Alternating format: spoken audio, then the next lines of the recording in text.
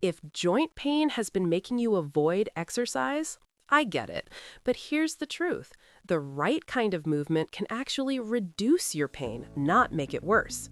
Today, I'm breaking down the best exercises for people over 60 dealing with joint pain.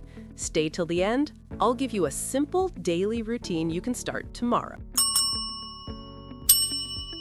When your knees or hips ache, the most logical instinct is to sit down and stop moving. But giving in to that instinct can be the primary reason joint pain persists. Cartilage doesn't have its own blood supply. It relies on the physical motion of your body to pump nutrient-rich synovial fluid in and out of the joint space. During long periods of inactivity, that pumping action stops. The joint dries out and stiffens, allowing inflammation to accelerate. Your biology requires physical activity to repair itself. The challenge isn't whether or not you should exercise. It is choosing movements that rebuild your body instead of adding to the damage. To exercise safely, we must identify the specific threat to aging cartilage: compressive force. This is the vertical pressure that squeezes the joint space during physical exertion. Running on a hard surface is a prime example.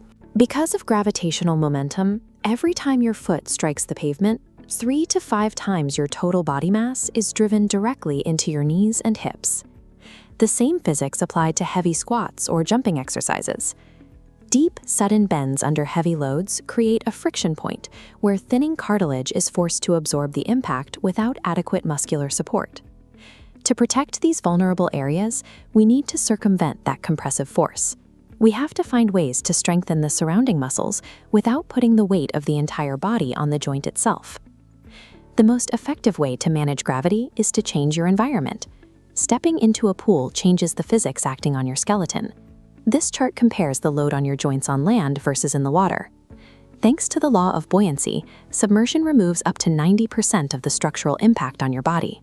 With 90% of that weight gone, you can move your hips and knees through their full range of motion.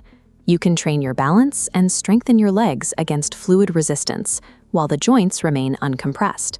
If you don't have access to a pool, soaking in a warm bath followed by gentle stretching offers a similar, though smaller, benefit by relieving structural tension before moving.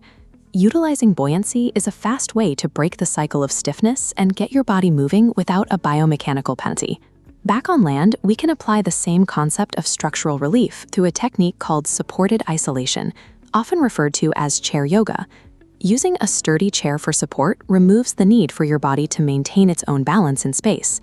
By outsourcing that stability, you relieve the strain on your ankles, knees, and hips. Studies tracking older adults who practice these supported movements show significant improvements. By stretching isolated muscle groups without the pressure of standing, participants consistently report lower chronic pain. This approach shifts the structural burden away from the joints and onto an external object, making mobility accessible without the usual mechanical cost. Walking is a fundamental habit for joint health, but it only works if the mechanics of the movement are sound. A safe step follows a specific kinetic chain. Keep your posture upright to align your center of gravity. Land on your heel first, and then smoothly roll through to your toes. To avoid the unpredictable joint torques of uneven terrain, stick to flat surfaces or treadmills. Aim for 20 to 30 minutes at a steady, controlled pace. When the kinetic chain is aligned, walking acts as an internal pump, driving lubrication into the joints without the compression of a heavy footfall. To protect your joints long-term, you must build the muscle that supports them. However, traditional free weights often introduce hidden risks. A dumbbell relies on gravity. The weight is driven directly into the sockets of your elbows and shoulders, compressing the joint space. Resistance bands offer a different profile. Instead of vertical gravity, bands provide lateral tension, remaining constant throughout the entire movement. This constant tension strengthens the surrounding musculature, creating a protective cage around the joint. This shifts the workload to the muscle, sparing the cartilage from the heady friction associated with vertical weights.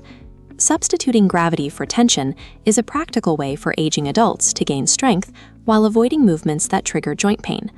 These 4 biomechanical tools can be organized into a single morning routine that takes less than 15 minutes to execute. The sequence begins with 5 minutes of supported isolation stretches, followed by 10 minutes of kinetic chain walking on a flat surface, and 2 sets of tension-based exercises using resistance bands. This graph illustrates the cumulative effect of these low-impact principles over time. Research shows that consistent, non-compressive movement can reduce overall joint pain by 40% after an 8-week period. Joint longevity isn't about pushing through pain. It is about intelligently managing the physical forces that act on your body every day. By mastering these mechanics, you can maintain your strength and protect your joints, ensuring your mobility and independence for years to come. Joint pain is real, but it doesn't have to define how you live. Start small, stay consistent, and your body will respond. If this video helped you, hit subscribe. Every Tuesday and Friday, I share practical tips for living healthier after 60. See you Friday.